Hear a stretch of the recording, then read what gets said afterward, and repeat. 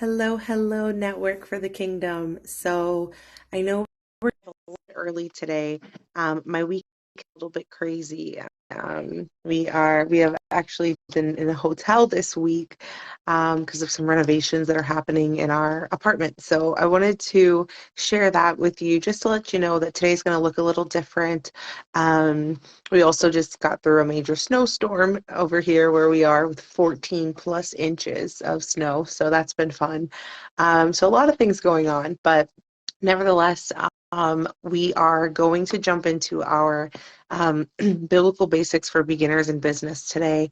I really normally we'll have the opportunity, we do this every Wednesday at about 1 p.m. So I know we're a little early today, but I really want to invite you guys to press into this class, to make it something that, you come to, that you are writing down on your calendar. Like, don't miss this because these are the very principles that I have noticed in my life, and I know that other people have definitely noticed as well in their lives, is that once these things were applied to their personal life and to their business, it really helped clear some of the smoke and some of the confusion around some things in their business. So, God gives us His word so that we can learn, we can grow, we can study together.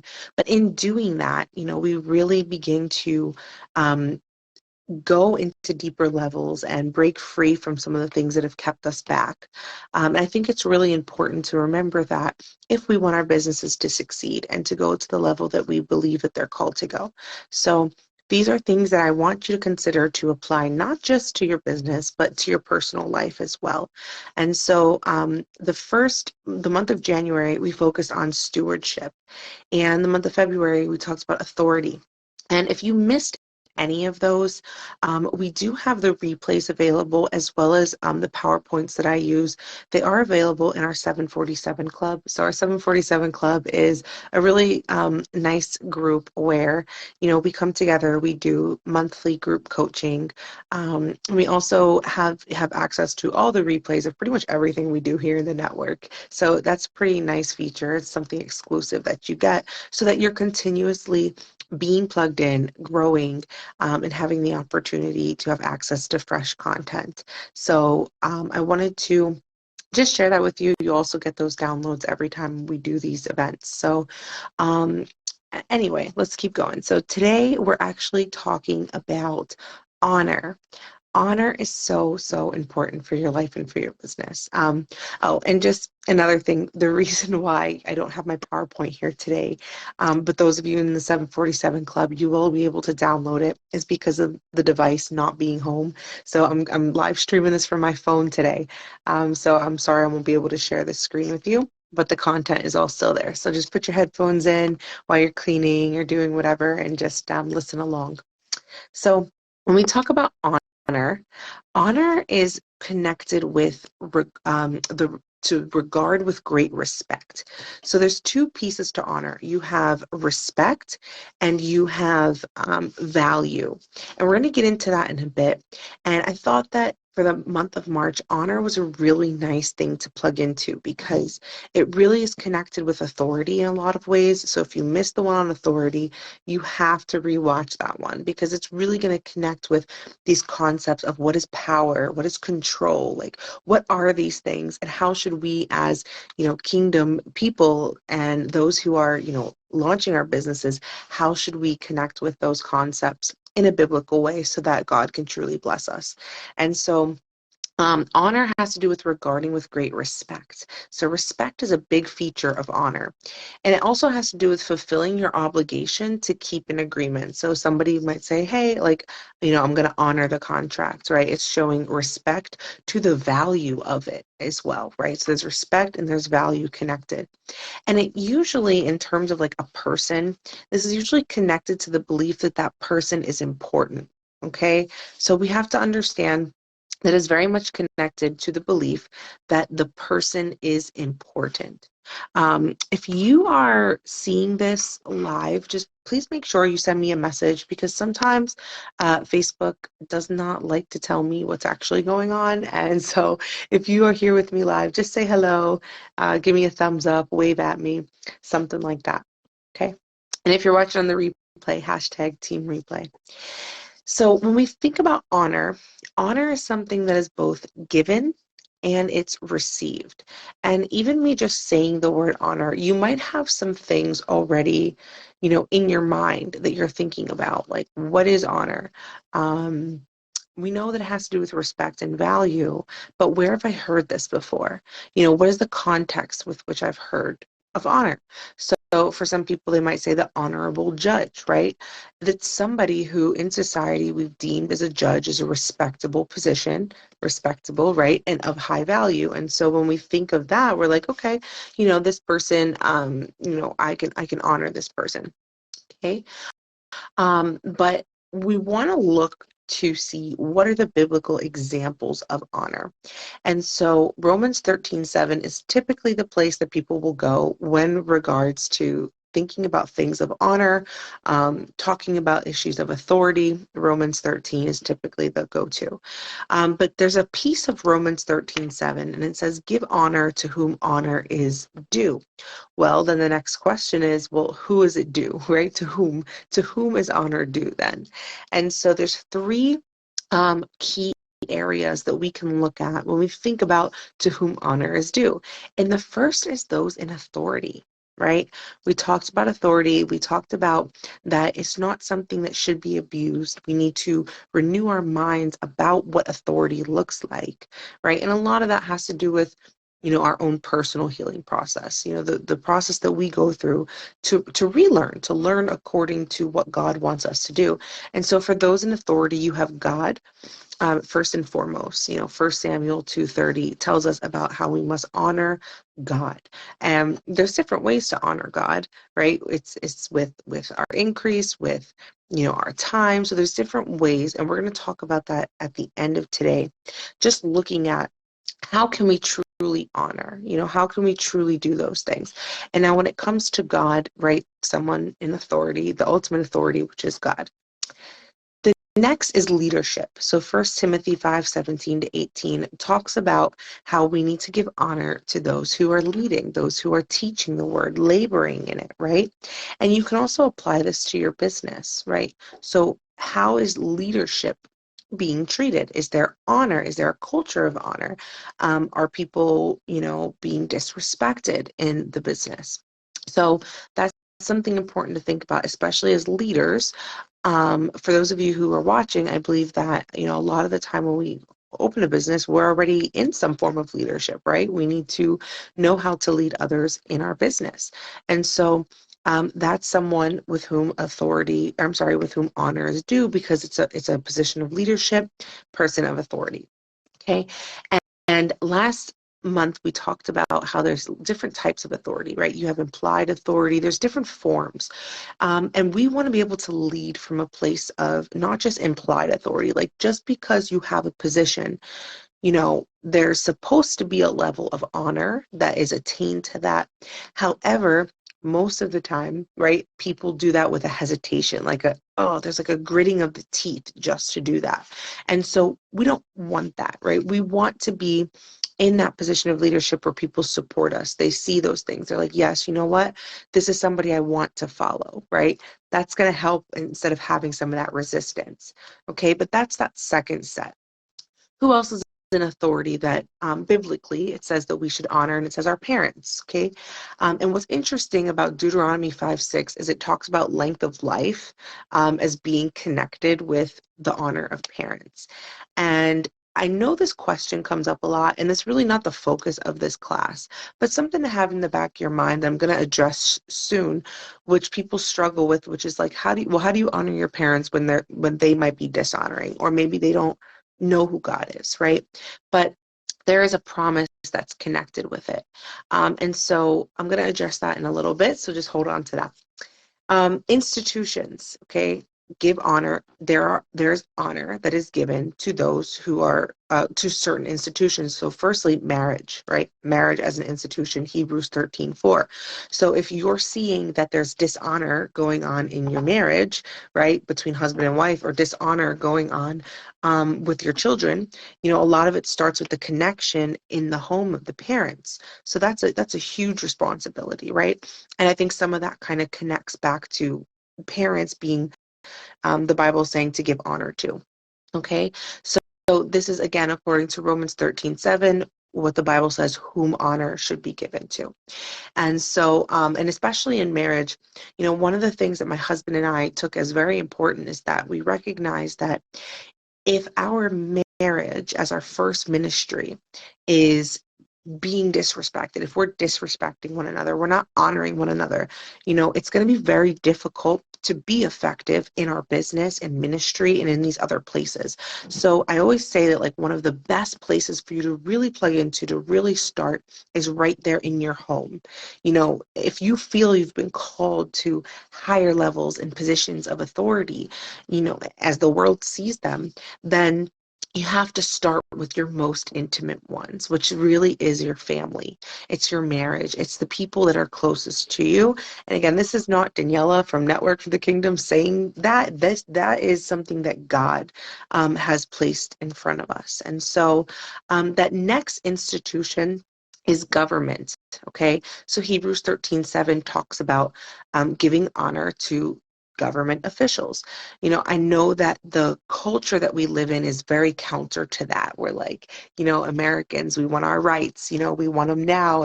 But the truth is that the level of disrespect and humiliation and things that we see on some of these news platforms and things like that, not to be political, but just looking from a culture of honor, is not honoring in God's eyes for us to do that or to engage in that behavior or those conversations. I think about this from the standpoint of my business. If I were to offend somebody, of course I wouldn't want that person to go and blast, oh, let's blast Network for the Kingdom. And I'm sure you wouldn't want that for your business. Not saying that that's happened, but just thinking about the way that we speak about other people or speak about things is really important in terms of giving honor to whom honor is due, right? And so when we talk about government, for example, there still needs to be a level of honor. We don't have to like what people do. We don't have to agree with what they do. But in Romans 13:7, it clearly tells us to give honor to whom honor is due. And that doesn't mean people we always agree with. So the Bible actually tells us that humanity is worthy of honor, both people who we would consider to be good people and people we consider to be not so good people. So 1 Peter 2:17-19 tells us that even those who are, not the happiest or the greatest of the bunch, those are the ones we still have to give honor to, because for anything, they're also made in God's image. So you can apply this to your business when you have somebody who comes in front of you, and I'm sure you've all experienced this. For those of you who have been in business, you're going to have people that come in front of you that love you. They love what you're doing. They're connected. They're like, yes, they're inspired by you, and you feel really honored by them. You feel respected and valued. But you're going to have people who come and they're like, I can't stand what you're doing. Your business stinks. Like, close your business. You're going to have that too. And how do you respond or treat that person? And biblically, we're supposed to give them the same honor as that person that's supporting us. Because at the end of the day, when we honor those who are not honorable, right, or we don't feel are worthy of honor, we actually heap hot coals onto their head. The Bible tells us that when we treat others better than we feel that they deserve to be treated, that's a position of humility, and God blesses those who are humble.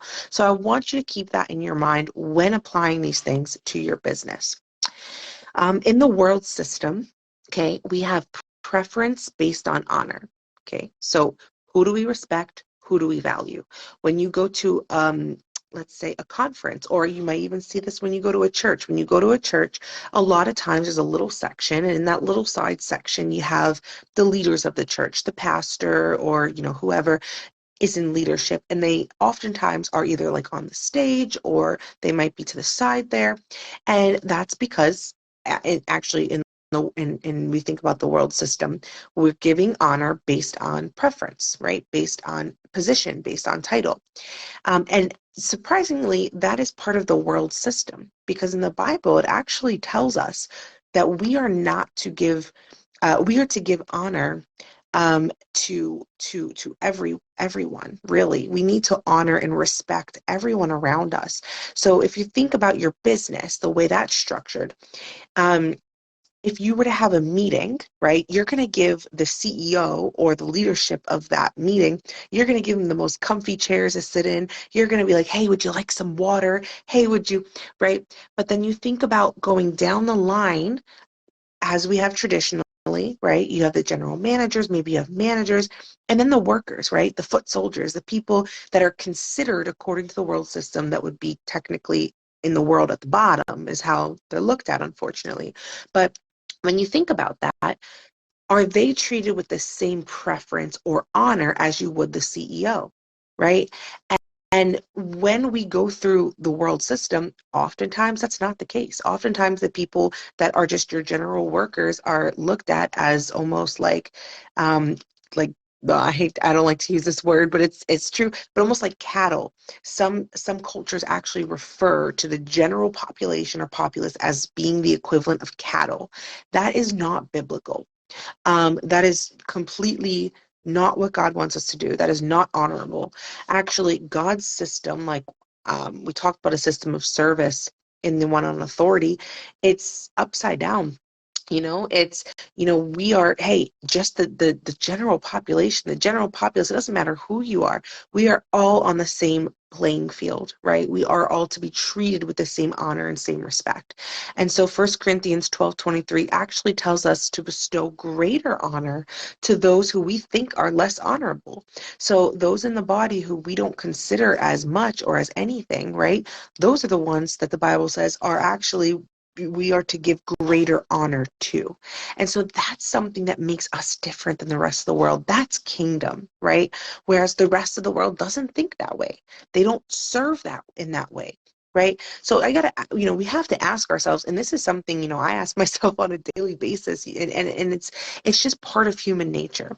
But when you're in a position and you see somebody who is like a great speaker, maybe this person's a well-known influencer, are you going to want to serve that person to the same level that you're going to serve the person that's next to you that you have no idea? They're Joe Schmo. Who are they? Right? So we have to serve from that position of understanding that all people are worthy of honor because all people are made in God's image, whether we agree with them or not. And so that's very deeply connected to respect. So as I said, honors has to do with looking at the value of something, but also how we respect that person or that thing or that institution, right? Talking about respect. So Romans 13:7, the fullness of it says, render therefore to all their dues. Tribute to whom tribute is due, custom to whom custom is due, fear to whom fear is due, and honor to whom honor is due. Now, when I read this, I got really excited because I'm a researcher, love researching. And I found something in part of this that there's actually 4 types of respect.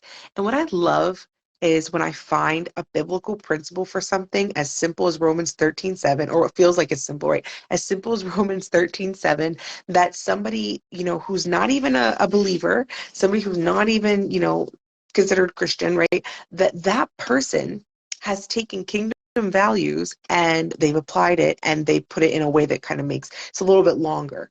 But I found an article and it just got me so excited because it connected to Romans 13:7 and it talks about how there's 4 types of respect.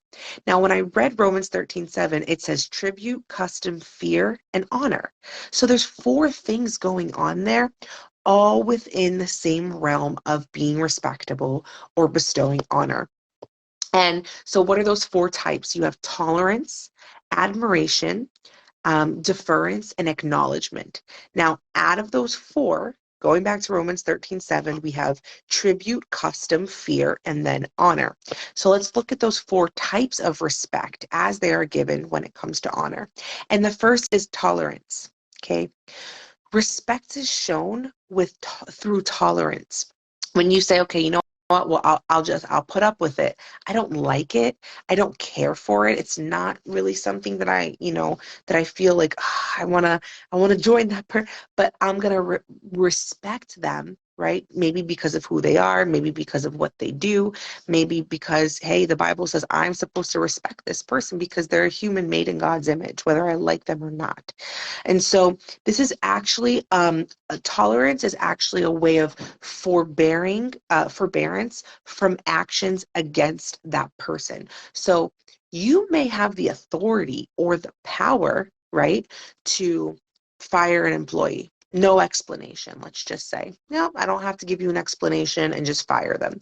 I know people who have done that. And usually when you're in at-will employment, it tends to be the case. They don't have to give you an explanation.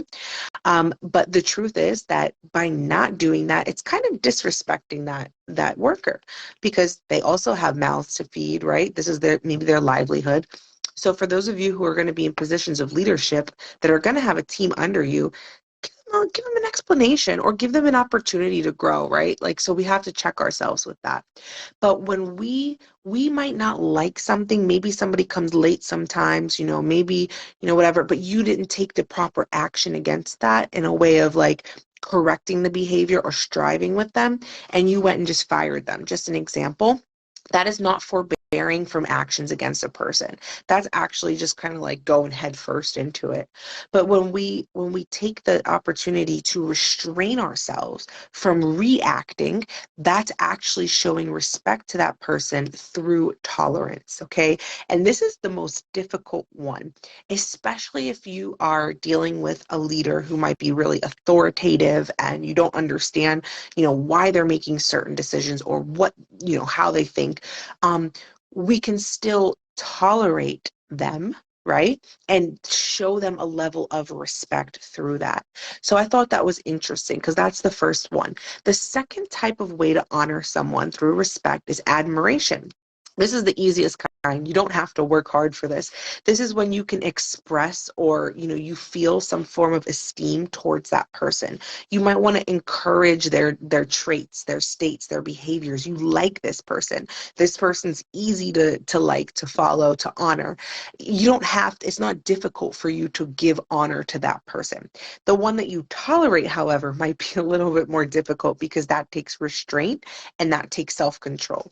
But respect is admiration. You admire, right, that person or the institution or whatever it is. And so that one, it's not even so much as having to be earned. Usually the charismatic leaders get this pretty easily. So just to think about that, okay? That third one is respect as deference. This has to do with submissive attitudes. This has to do with being willing to submit under the authority of another. And this is hard because our flesh nature is rebellious, right? Like we don't want to be in submission, but we show respect when we defer and we have that submissive attitude. So that means like, if you don't have to argue about it, just don't. Like, if it's not something that really needs to be, if it's something that you can actually just let go, let it go. Now, I'm not telling you let things go all the time because then that could become passivity and that's not healthy. But this is really used as indicators of acceptance, right? Of the superior status of another. Now, the Bible tells us to treat others as better than ourselves. And so if we are to be in mutual submission to one another, that's where you're going to get love. That's where you're going to get honor in any of your relationships, right? As an owner, as a boss, as a CEO, as a husband, as a wife, as a child, as a friend, as an aunt, as an uncle, cousin, whatever you are, as an employee. So just considering that and developing that in your business is going to be huge, right? For the honor and the respect factor that's going to be present throughout the entirety of your organization. And then you have respect as acknowledgement. Okay, so the recognition of the positive value of the existence of another, their endeavors, their traits, and their achievements. So this is another one that it's not hard to give. It's you like this person's easy to follow. I can honor that person because I acknowledge the things that they've done and I can acknowledge their value of what they're adding to my life as positive. When I can see that, I can easily give honor and do respect to that person. Okay. So, and a lot of the times, this can also be earned. So, whenever you see, for example, a judge who has a great track record of, dealing with crime, but is also understanding, let's say, or compassionate, that type of judge you may want to just give honor to. Like that is an honorable judge, right? So you think of that because this person has a track record of positivity, good achievements, things like that. So that's a position or a person you would naturally give honor to. And so that's in the form of acknowledgement. Okay. How are we doing so far? I hope we're okay. I think, yeah, I'm doing pretty good on time. I know this one, I said I was going to go a little longer because we missed a couple weeks. Some things were going on. So, okay. Now, in terms of respect, I want you to think about those four and think about the one that you struggle the most with. I think for a lot of people, it might be tolerance. Do we tolerate people? Do we want to tolerate? But then in considering that, we need to consider the worth of others. So it's respect, but it's also value. Actually, when it comes to honor, when looking at the word study of the Greek, it has to do with the valuation of something, like the value of it. Is it valuable? And in God's eyes, we are all tremendously valuable and worth the price of a man, being Christ, dying on the cross for us. And so when we treat others from that position of value, you're ultimately going to put yourself in a position to serve, to love, to be kind, to be gentle, right? To nurture and bear all of the fruits of the Spirit. And so when we think about value, it considers the worth of another person. And so a lot of the times, why do employees quit their job? Why do jobs have really high turnover? And it's because the person might not feel valued. Okay. They may not feel that they're honored or that they're respected. And so what do you have? You have employees that leave in droves, right? Or when you see these mass layoffs, I know I'm not going to call out the company because everybody knows them. And I just feel like it's not the right thing to do. But you could research this on your own. There's a very well-known company who is very well known for hiring people, especially during holiday seasons, and keeps them on for like 2 weeks. Sometimes they'll just do a couple days of training, keeps them on for like 2 weeks, and then just fires them. Gives them no explanation, nothing. Now, these people have said no to other positions. They thought, hey, I'm going to be here for at least the seasonal work, right? And then with the option to potentially go full time past seasonal work. And they just let them go, and they sometimes don't even get to finish the full 2 weeks. um, that is not a way of valuing the people that are saying yes to your employment. And so if we're going to have a team under us, we need to not follow that kind of example, and to know, like, what is the capacity that our business can handle so that we are extending value, and extending that people know that they're valuable for those who are working for you. And so that's really important to think about. And then we need to ask ourselves, do people we don't like or agree with lose their value? Right? Because, like, in the world's position, they might, right? When we think about how the world is set up, oh, well, and I've noticed this a lot. And again, I'm not to get political. I just want to look from the standpoint of what I've noticed in the media, especially, and how sometimes when we have so much media in front of us, we can begin to align with certain thoughts or behaviors in the consumption of it. But all this stuff that we see about slamming other officials, government, we might not like what they do. Okay, like there's a lot of government officials I cannot stand what they do. I think that it's wrong completely. But God doesn't call us to give value to this or respect their sin, but to respect them as a person and to understand that they are equally as valuable as your Mother Teresa. you know and that's the hardest thing as a believer, is to apply that truth to our lives, because we want to give honor to where we think honor is due, but the Bible tells us that honor is due even to those who are not worthy of honor. And so we have, just because we don't like something or agree with something, it doesn't mean that that person has lost their value. So how can we create a culture of honor in our homes, in our business, in our lives? The first is to show value. Show the people around you that they are valuable. And by doing that, we are also showing them respect, right?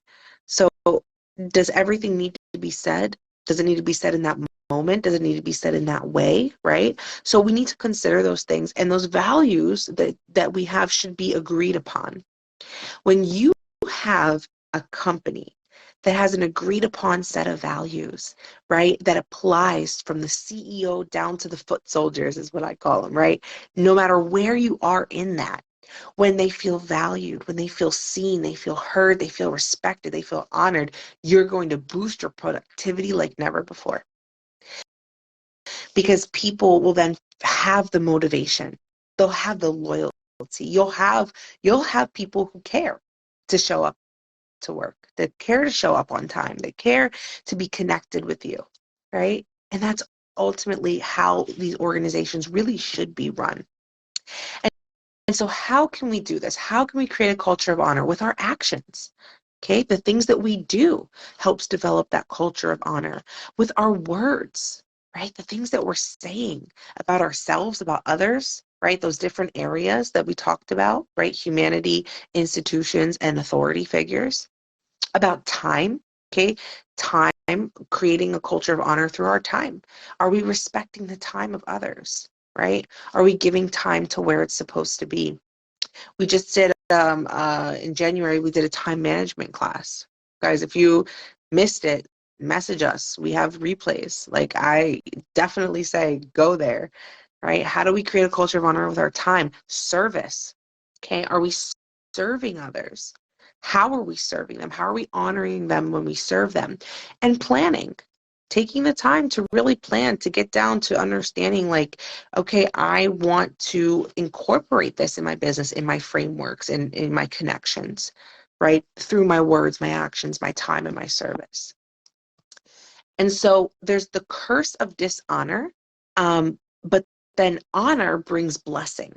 And so I told you at the beginning of this video that I would tell you how to connect with the concept, right? How to be honorable, how to give honor, but also that in your actions, you will actually receive honor, okay? And there's a blessing that is connected to that. So the curse of dishonor actually leads to the inability to progress.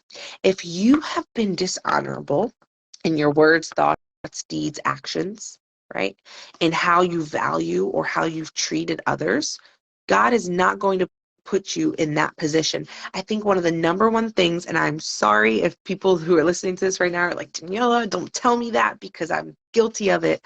I've been guilty of it, okay? But that doesn't mean that we don't change, grow, develop so we can go where God is taking us. But it actually leads to the inability to progress.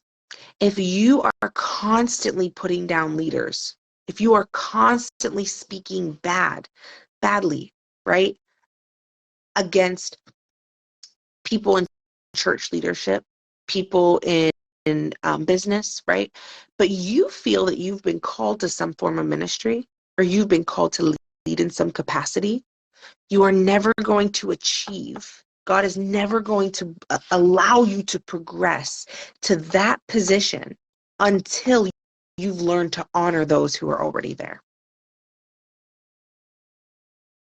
It is really that simple, right? God's given you a vision for an organization, for a ministry, for a business that has 100 people. Some of you 1,000, 10,000. But how have you honored those who are already there? How have you shown honor to those that are already there? Right? God has a ministry for you. He wants to put people under you to lead. But for those who are already leading 10 people, how have you shown honor to them? Those who are leading 20, 50, 1,000, how have we honored them? You may not have to know them personally, but even in our discussions with one another, God sees. There's nothing that God doesn't see. Because what dishonor does is it fuels pride, it fuels gossip, and we live in an exposure culture. right? We live in a culture that's constantly seeking to expose the flaws of other people. Now, how can God bring you to a higher level of authority and status, right? If that's where you want to go, if you're only seeking to expose the flaws of others. It's not going to put you in front of that kind of platform so that that kind of attitude can be broadcasted at a larger level. It says love covers a multitude of sins. So when we come to honor others, we cover them. Now, I'm not talking about you see there's some sin going on, there's something happening in leadership, we cover it and we hide it. That is not what I'm saying. So I hope you're not hearing that. What I am saying is that we don't blast people. You know, we don't make all these affairs. I see posts on Facebook that are public that shame people. That is not honoring behavior. And so when we honor, there's a blessing that is attached to honor. Okay? And that blessing that is attached to honor is God's power. An honorable church is a powerful church because an honorable church shows that they're not functioning in pride, but that they're in humility. And that's how you're going to receive God's blessing. Honor allows for advancement. God can advance you in the things that he has for you to let you to go forward, right? When you've been honorable, when you are functioning in respect, when you are functioning in understanding the value of others. And I just feel like it's important for some of you to hear that that also has to do with yourself. Do you honor yourself? Do you see yourself as valuable? Do you see yourself as, worthy of respect? How do you talk about yourself? How do you think about yourself? Right? So you have that relationship going on. You have God, and then you have those around you. And so what I'm going to ask you is to consider this question. And I would love if you could go live. I would love to see your responses or just post in the network. I'd love to know how these classes are impacting you. But I want to ask you, how will you develop a culture of honor in your life and business? So how are you going to do it, right? What are the steps that you need to take so that you can receive of that blessing, that you can advance in the things of God, that you can go where he's calling you to go, right? How can we make our actions, thoughts, words, our time, our abilities, our plan, how can we do all of those things in a position of understanding the value of ourselves, of other people, and to honor them with respect? How do we do that? So I wanted to share that with you today. I would love to know your opinions, your thoughts, your reflections. And if you missed any of these, if you want access to the PowerPoints to download, definitely reach out about joining our 747 Club. You get access to all of those, the replays, and you get connected with a cool community like this. Each month, we actually take the Bible basics and we do group coaching to talk about how to apply them to our life and to our business. So it takes it to another level. So that's something that we're running for those who are actively coaching and for a subscription. So if you're not actively coaching with us, then we would love to invite you on to become a subscriber. Subscribe to 747 Club. All right, guys. Well, thank you so much for plugging in today and for watching. We will be live, same thing, next week, Wednesday at 1 p.m. And we have another class coming up. Make sure you check the events tab. We're going to teach you how to create our signature masterclass. And that's going to be coming up in April. We also have some other things on the horizon, just working out some details, and we'll get those out for you. I love you guys. I thank you so much for joining me today. Have a blessed and honorable day. Bye.